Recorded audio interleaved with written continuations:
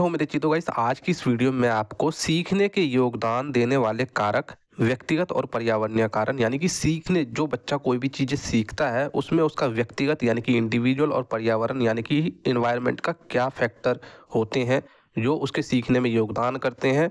CTET CDP की महत्वपूर्ण class होने वाली है ये, जो पेपर 1-2 की तैयारी कर रहे हैं, और ये जो है पार्ट 27 है। और इससे पहले जो है मैंने 26 पार्ट ऑलरेडी बना रखे हैं। वीडियोस की प्लेलिस्ट की लिंक जो है हमारे इस वीडियो के डिस्क्रिप्शन बॉक्स में है। आप जैसे उस पर क्लिक करोगे तो आपको पार्ट 1 से लेके 27 तक की जो है सारी वीडियोस आपको देखने को मिलेंगी। चलिए वीडियो शुरू करते हैं। तो देखो गाइस, आज की इस वीडियो में हम पढ़ने से पहले पढ़ना क्या, अगर इस बात की जानकारी हो जाए तो पढ़ने का मजा जो है दुगना हो जाएगा। तो आज का जो वीडियो बहुत छोटा वीडियो है, एक ही टॉपिक है, सीखने में योगदान देने वाले कारक, यानी कि जो बच्चा है ये कुछ भी सीखेगा तो इसका व्यक्तिगत कारक क्या होगा और पर्यावरणीय कारक क्या होगा, वो सारी चीजें हम देखेंगे। तो जो हमारा फर्स्ट टॉपिक है व्यक्तिगत कारण, यानी कि जो बच्चा कुछ भी चीज लर्निंग करेगा, कुछ भी चीज सीखेगा, जैसे ये बच्चा सीख रहा है तो इसका व्यक्तिगत कारक क्या क्या हो सकते हैं, यानी कि इंडिविजुअल तौर पे जो है कैसे इसके सीखने में जो योगदान करेगा।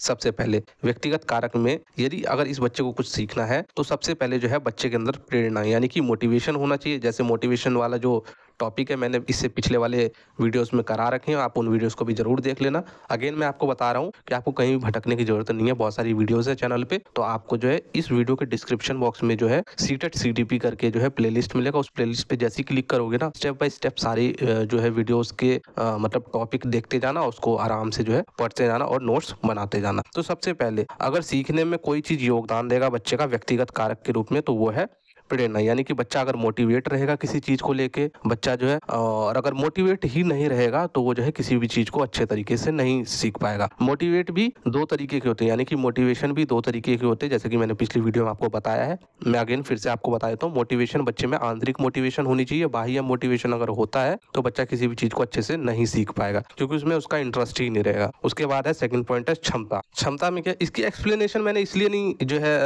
डाली है क्योंकि छोटे छोटे टॉपिक है, इसकी एक्सप्लेनेशन की जरूरत भी नहीं है क्योंकि आप इतने बड़े बच्चे हो गए हो कि आपको जो है बिना एक्सप्लेनेशन के भी सिर्फ और सिर्फ टॉपिक को देख के जो आप किसी चीज को एक्सप्लेन कर सकते हो। दूसरी बात है क्षमता, यानी कि कैपेसिटी। कुछ भी चीज बच्चा सीख रहा है ना, उसके अंदर कैपेसिटी होनी चाहिए। अगर आप सीटेट की तैयारी कर रहे हो तो आपके अंदर कैपेसिटी है कि आप जो है सीटेट की तैयारी कर रहे हो। ऐसा नहीं कि आप जो है टीचिंग का कोर्स कर रहे हो और एमबीबीएस की तैयारी कर रहे हो तो एमबीबीएस की तैयारी करने का आप में अभी कैपेसिटी नहीं है। तो समझ गए मैं क्या बताना चाह रहा हूँ, यानी कि ये बच्चा अगर कुछ भी सीख रहा है तो इसमें ये कैपेसिटी है, तभी जो है वो उसके सीखने में योगदान दे पाएगा। उसके बाद नेक्स्ट है मनोवैज्ञानिक स्थिति, यानी कि जो कुछ भी चीज अगर बच्चा सीखेगा ना उसकी मनोवैज्ञानिक स्थिति सही होनी चाहिए और मनोवैज्ञानिक स्थिति ही उसके जो है सीखने में बहुत ज्यादा योगदान देता है। अगर उसका मानसिक रूप से जो है अगर वो स्वस्थ रहता है, उसका ब्रेन स्वस्थ रहता है तो वो जो है उसके सीखने में योगदान करेगा। उसके बाद है रुचियां, बच्चे का जो है इंटरेस्ट होना चाहिए। जैसे ये लड़की जो है बिल्कुल स्माइल के साथ पढ़ाई कर रही है तो बच्चे का जो है इंटरेस्ट होना चाहिए। आपका इंटरेस्ट है तभी आप इस वीडियो पे आए हो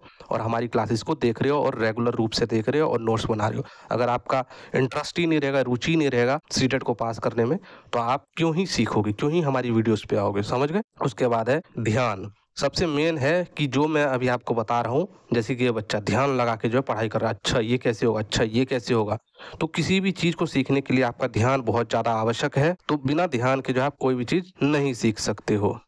उसके बाद नेक्स्ट पॉइंट है उम्र।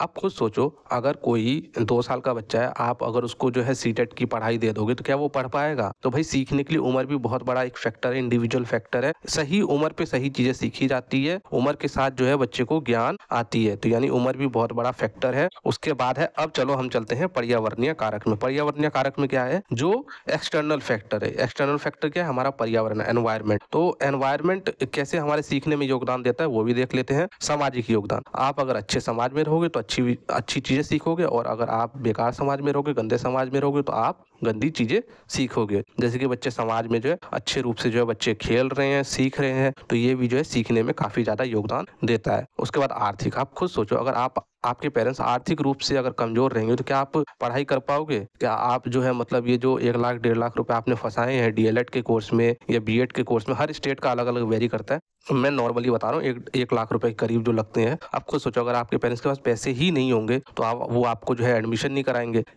कराएंगे तो आप क्या करोगे, लर्निंग नहीं करोगे, वहां पे पढ़ाई नहीं करोगे तो क्या होगा, आप जो है सीखने में जो है योगदान नहीं दे पाओगे, यानी कि आप जो है सही तरीके से सीख नहीं पाओगे। तो आर्थिक भी जो है बहुत ज़्यादा इम्पोर्टेंट है। उसके बाद है सांस्कृतिक।